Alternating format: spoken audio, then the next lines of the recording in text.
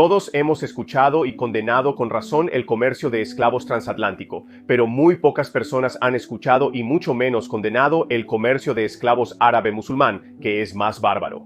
Ahora, ¿por qué es eso? ¿Es solo incorrecto cuando las personas inocentes y sencillas de África son esclavizadas por cristianos blancos? ¿O se considera demasiado políticamente incorrecto condenar la barbarie de personas no blancas contra personas negras? Videos como estos se desmonetizan, así que para difundir mi mensaje, por favor presiona me gusta y compartir. Si quieres apoyar mi canal, considera convertirte en miembro o patrocinador. El Islam, la ideología dominante de Arabia, codificó la esclavitud en su escritura y, en consecuencia, sancionó la esclavitud de toda la gente de un continente. Este comercio de esclavos duró casi 13 siglos, lo que lo hace mucho más largo y brutal que el comercio de esclavos transatlántico. Es desconcertante que, a pesar de ser la causa de tanto sufrimiento para la gente africana, el Islam terminó convirtiéndose en una religión importante en el continente. Según la enciclopedia World Book, el 45% de la población africana es cristiana, seguida por un 40% de musulmanes. Entendemos que los afroamericanos de hoy están enojados con la América Blanca porque reconocen el sufrimiento que tuvieron que soportar debido al comercio transatlántico de esclavos, pero no vemos la misma ira dirigida hacia Arabia, que fue influenciada por el Islam. ¿Puedes imaginar un mundo donde el 40% de los judíos son nazis? Es exactamente así. Los africanos abrazando e idolatrando el Islam es como los judíos abrazando e idolatrando el nazismo.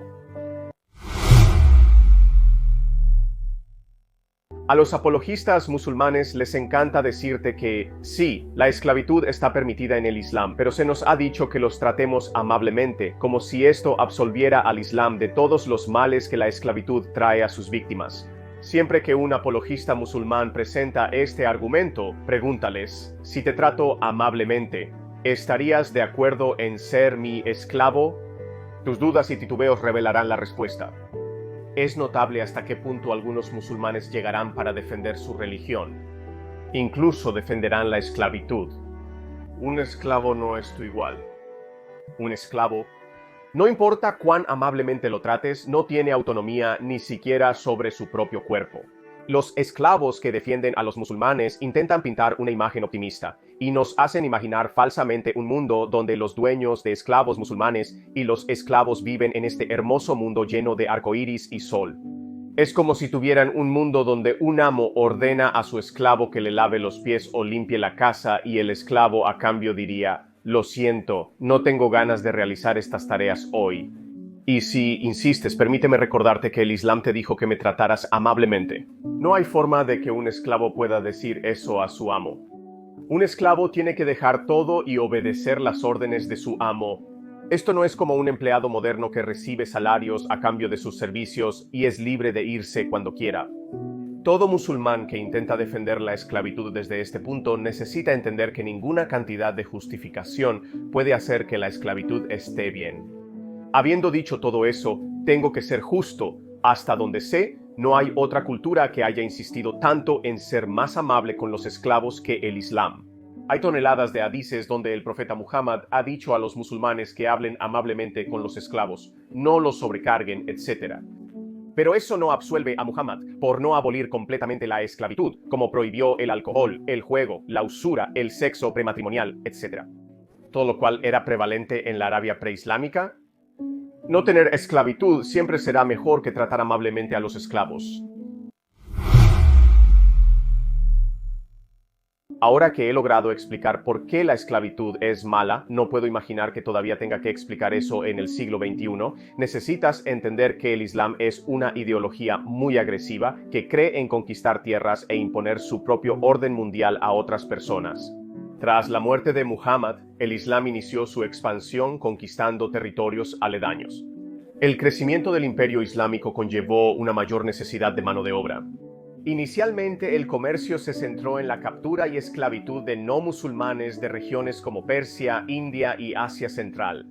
Sin embargo, a medida que la demanda de mano de obra crecía y estas fuentes de esclavos se volvían menos accesibles, los comerciantes árabes comenzaron a volcarse hacia África.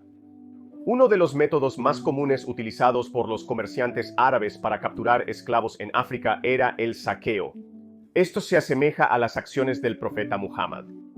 Estas incursiones frecuentemente eran realizadas por milicias árabes que se adentraban desde el puesto comercial costero para atacar aldeas y asentamientos africanos. El objetivo de estas incursiones era capturar a tantas personas como fuera posible y llevarlas de vuelta a la costa para ser vendidas como esclavas. Esto está justo en el callejón del profeta Muhammad. El profeta Muhammad también solía atacar aldeas y tribus vecinas y solía capturar hombres, mujeres y niños como esclavos. Un ejemplo de esto se puede encontrar en el momento de la conquista de Banu Qurayza. Después de que el pueblo de Banu Qurayza se rindió, el profeta Muhammad mandó a matar a todos los hombres y tomó a sus mujeres y niños como esclavos. Por cierto, en este episodio bárbaro, cualquiera que tuviera vello púbico era considerado un hombre. Esta historia se encuentra en la biografía del profeta Muhammad, La vida de Muhammad, página 464. Sin embargo, este incidente no fue aislado. En otro caso de Muhammad atacando a una tribu en un lugar llamado Otas, tomó a sus hombres y niños como esclavos y a sus mujeres como esclavas sexuales. Esto se nota en el Sahih Hadith, Sunan Abi Dawud 2155. En otro caso, después de la batalla de Hunain, Muhammad y sus compañeros se regodearon con toneladas de esclavos y esclavas. Esta historia se menciona en Sunan Abi Dawud 2158 y la lista sigue y sigue, lo que merece un video separado por sí solo. Pero este video es sobre África y su gente. Entonces, los árabes que asaltan aldeas africanas y toman a su gente como esclavos es una práctica directamente inspirada en el ejemplo del profeta Muhammad. Ahora dime de nuevo, ¿cómo puede algún africano defender el Islam cuando la misma ideología permitió esta miseria sobre ellos? Las condiciones bajo las cuales se transportaban y vendían los esclavos a menudo eran brutales e inhumanas. Los esclavos eran encadenados y hacinados en barcos para su transporte por el Océano Índico hacia el mundo árabe. Muchos murieron durante el viaje debido a enfermedades, inanición o maltrato. Cuando llegaban a su destino, los esclavos a menudo se vendían en mercados y se subastaban al mejor postor. Las esclavas no solo realizaban tareas domésticas, sino que también atendían las necesidades sexuales de su amo. Se establecieron mercados de esclavos donde hombres y mujeres se vendían como objetos físicos, privándolos totalmente de su identidad humana. Durante los tiempos del profeta, Ibn Umar, hijo del califa Umar, solía poner sus manos en los pechos y las piernas de las esclavas para inspeccionarlas antes de comprarlas. Como se menciona en el libro Irwa al-Galil de Albani, siempre que Ibn Umar compraba una esclava, exponía sus piernas y ponía sus manos entre sus pechos y su trasero, y cuando lo hacía desde detrás de la ropa. La esclavitud sexual no solo es respaldada, sino también practicada por el profeta Muhammad y otras figuras veneradas del Islam. Según el Imam Ghazali en su libro Hayaul Alone, el califa Umar solía tener relaciones sexuales con varias esclavas después de romper el ayuno para que el diablo no pudiera contaminar la mente de Umar con pensamientos sexuales. Muchas de estas niñas y mujeres africanas fueron sacadas de sus hogares y familias y obligadas a caminar largas distancias, a menudo encadenadas, hacia el mundo árabe. Según muchos juristas del Islam, como el Imam Ibn Hanbal, a las esclavas solo se les permitía cubrir la parte entre su ombligo y sus rodillas. Se suponía que el resto del cuerpo debía estar desnudo, incluyendo los senos. Según Sahih Hadith, Musannaf Ibn Sha'bah 6236, Umar una vez vio a una esclava que nos pertenecía usando un pañuelo en la cabeza, así que Umar la golpeó y dijo: «No asumas las costumbres de las mujeres libres». Además, según el respetable Sunan al-Kubra, volumen 2, página 227, Anas, un respetable compañero del profeta, una vez visitó a Umar y vio a esclavas sin blusa sirviéndole. ¿No me crees? Mira esta declaración de Sheikh Hamza Yusuf. En el Islam tradicional en Medina había mujeres que caminaban con el pecho descubierto. Y eso es un hecho histórico. Puedes leerlo y buscarlo en los libros. Sidna Umar, radiallahu anhu, no permitió que el imam usara el hijab. No les permitió usar el hijab, por lo que había mujeres sin cubrirse en Medina. Eso es un hecho histórico. Los musulmanes deberían salir de esta obsesión con las mujeres. Cuando tienes ejemplos como estos de los primeros musulmanes, por supuesto que sus seguidores van a imitarlos, especialmente cuando se considera virtuoso. Solo pregúntate a ti mismo, ¿cuántas mujeres africanas que fueron esclavizadas por los árabes tuvieron que soportar esta humillante experiencia a través de los siglos? Todo esto se podría haber evitado si el profeta Muhammad simplemente hubiera abolido la esclavitud. A los musulmanes les encanta decirnos que él fue el mayor revolucionario que jamás haya pisado la tierra. Creo que al menos en este aspecto Abraham Lincoln fue mejor. Las estimaciones del número de africanos esclavizados en el comercio de esclavos árabe-musulmán varían ampliamente, pero se cree que decenas de millones de personas fueron capturadas y vendidas a lo largo de los siglos. Según algunas estimaciones, hasta 17 millones de personas fueron vendidas como esclavas por comerciantes árabes entre los siglos VII y XX. ¿Qué estoy diciendo? Los musulmanes dirán que solo menciono las partes malas del Islam, como si hubiera algo bueno en la esclavitud. Cuando hablamos del comercio de esclavos árabe-africano, tenemos que hablar de los otomanos. El Imperio Otomano fue uno de los imperios más grandes y duraderos de la historia, abarcando varios siglos y cubriendo gran parte de Oriente Medio, África del Norte y el sureste de Europa. Durante su apogeo, el Imperio Otomano trajo a millones de personas de África para trabajar. Sin embargo, solo como una nota al margen, el imperio tenía un interés particular en traer mujeres esclavas de cabello rubio de Europa Oriental, algo que no podían obtener de África. Sí, detrás de cada acto malvado de un musulmán hay un ejemplo del profeta Muhammad. El profeta Muhammad también solía tentar a sus soldados con mujeres esclavas de cabello rubio. Incitó a sus soldados a atacar el imperio bizantino para que pudieran adquirir mujeres rubias como esclavas.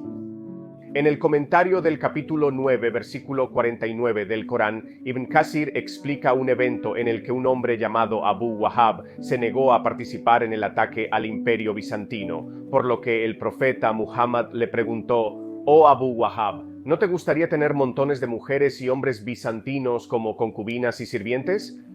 En respuesta, Abu Wahab respondió: «Y esto es gracioso, míralo. Oh mensajero de Alá, me gustan mucho las mujeres y si veo a las mujeres de los bizantinos, temo que no pueda contenerme, así que por favor no me tientes con ellas». De vuelta a África. Una de las prácticas más brutales asociadas con el comercio de esclavos otomanos fue la castración de esclavos masculinos.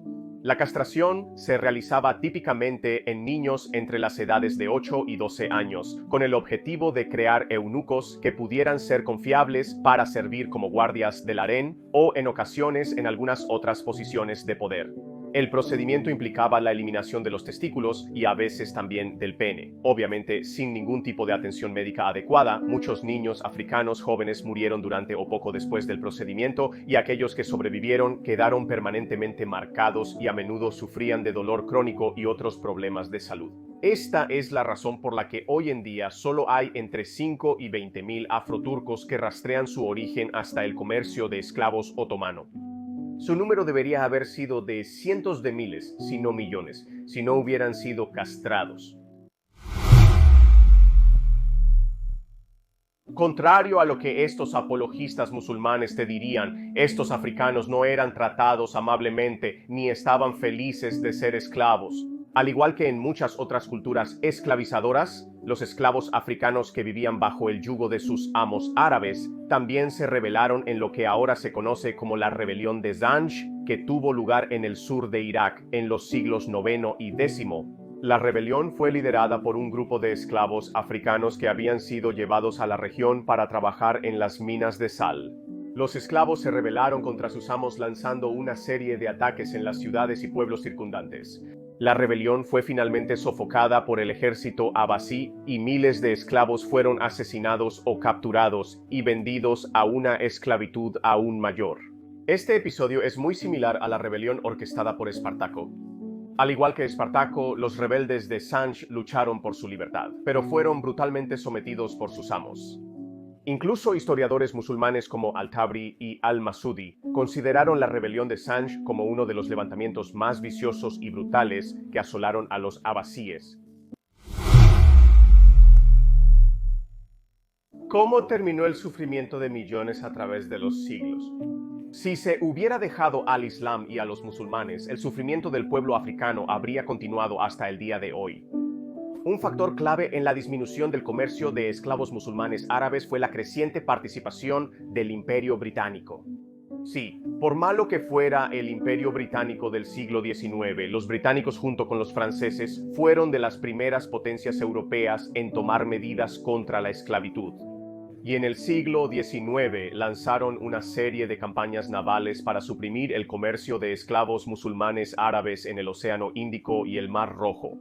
Estas campañas estaban dirigidas a interceptar barcos de esclavos, liberar a individuos esclavizados y perturbar las redes que sostenían el comercio. Sí, mi querido pueblo africano, los europeos y americanos causaron mucho sufrimiento a los africanos, pero los europeos, particularmente los británicos, también jugaron un papel importante en ponerle fin.